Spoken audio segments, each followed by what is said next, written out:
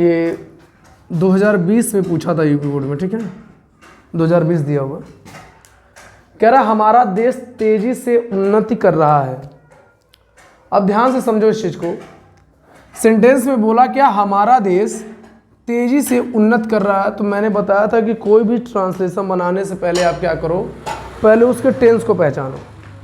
भाई वो सेंटेंस जो है किस टेंस में है। तो अगर आप ध्यान देंगे कि तो कर रहा है वर्ड क्या है, प्रोग्रेसिव टर्म में जा रहा है ना आपका, मतलब कंटीन्यूअस फॉर्म में जब प्रोग्रेसिव मोड में है, प्रोग्रेस का मतलब होता है कंटीन्यूअस। अच्छा, आपको ये पता चल गया कि कंटीन्यूअस मोड में जाएगा, प्रेजेंट कंटीन्यूअस में। सब्जेक्ट कौन तेजी से उन्नत कर रहा है। तो अगर हम बोले तो जो वर्क हो रहा है वो किस पे हो रहा है, हमारे देश पर। तो हमारा देश क्या हो जाएगा, सब्जेक्ट हो जाएगा। हमारा देश क्या हो गया, सब्जेक्ट हो गया। तो जब इसका ट्रांसलेशन बनाएंगे तो लिखेंगे आवर कंट्री, आवर कंट्री। अब आवर कंट्री सिंगुलर है ना। तो जब ये सिंगुलर रहेगा तो सब्जेक्ट वर्ब कौन सी आएगा, इज आएगा। Our countries. ग्रो मतलब होता है, देखिए कंट्री वगैरह की जब उन्नत की बात की जाती है ना तो ग्रो वर्ड आता है, ग्रो वर्ब आती है। और उन्नत कर रहा है तो क्या हो जाएगा, आवर कंट्री इज ग्रोइंग, तेजी से। भाई उन्नत कर रहा है तो कैसे कर रहा है, देखो एडवर्ब पहचानना मतलब क्या होता है, ये अगर कैसे आपको बोलेंगे हाउ, तो ये एडवर्ब की पहचान करता है। हाउ वर्ड, हाउ कैसे उन्नत कर रहा है, तेजी से। तो तेजी से की इंग्लिश हो जाए रैपिडली। क्या हो जाएगा, rapidly. Our country is growing rapidly. अब क्या कह रहा है, यह एक प्रगतिशील देश है। तो आपको पता है यह की इंग्लिश यहां पे क्या होगी, इट होगी। दिस नहीं लगाएंगे। नॉन लिविंग टर्म आता है तो हम किसका यूज करते हैं, मैक्सिमम टाइम इट, जब वो एज अ सब्जेक्ट बनता है। तो यह एक प्रगतिशील देश है, तो इट इज अ, प्रगतिशील का मतलब होता है जो डेवलप कर रहा हो। It is a developing country, developing country हो जाएगा। It is developing country. कह रहा जनसंख्या और बढ़ती कीमतें बड़ी समस्याएं हैं। तो कह रहा आपको सब्जेक्ट पहचानना है, कौन बड़ी समस्याएं हैं, तो जनसंख्या और बढ़ती कीमतें। तो पॉपुलेशन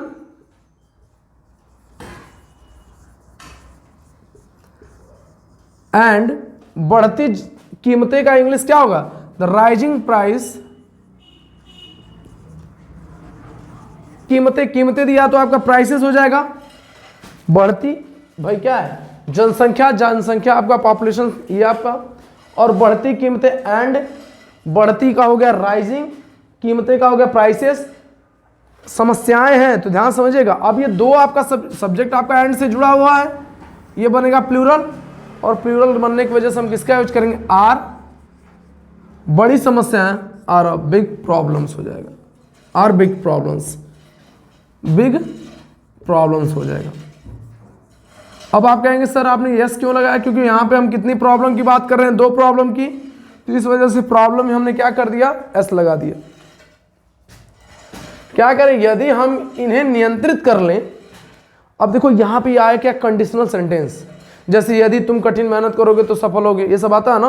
तो ये आपका कंडीशनल सेंटेंस है। तो कह रहा है यदि हम इन्हें नियंत्रित कर लें, तो if we control them, if we control them, यदि हम इन्हें नियंत्रित कर लें। तो आप एक चीज समझो, अगर आपका ये क्लास अगर प्रेजेंट इंडेफिनिट टेंस में जाएगा तो जो सेकंड आपका होगा वो फ्यूचर इंडेफिनिट में हम उसको ले जाएंगे। तो हमारा देश महान बन सकता है या हमारा देश महान बनेगा, या इसको कैसे बनाएंगे, आवर